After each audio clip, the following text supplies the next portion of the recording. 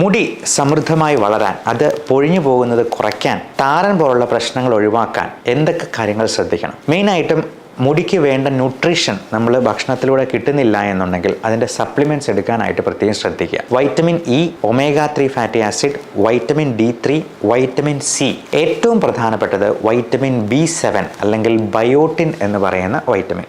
B കോംപ്ലക്സിലുള്ള vitamins എല്ലാം നമുക്ക് മുടിയുടെ അഴകിനും അതിൻ്റെ ആരോഗ്യത്തിനും അത്യാവശ്യമുള്ള സംഗതിയാണ്.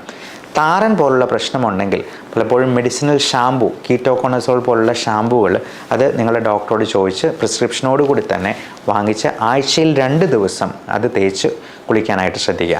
അത് നമ്മൾ കുളിക്കുന്ന സമയത്ത് സ്കാൽപ്പിലാണ് തേച്ച് പിടിപ്പിക്കേണ്ടത്, തലയോട്ടിയിൽ, മുടിയിലല്ല. 1 മിനിറ്റ് നേരത്തേക്ക് വെച്ചിട്ട് കഴുകിക്കളയുക. അത് കണ്ടിന്യൂ ചെയ്ത് ഉപയോഗിക്കുകയും വേണ്ടി വരും. പലതരത്തിലുള്ള അലർജി പ്രശ്നങ്ങളും ഈ താരന് കാരണമാകും. അലർജിയെ പൂർണ്ണമായിട്ട് മാറ്റുന്ന ഇമ്മ്യൂണോതെറാപ്പിയെക്കുറിച്ച് നിങ്ങളുടെ ഡോക്ടറോട് ചോദിച്ച് മനസ്സിലാക്കുക.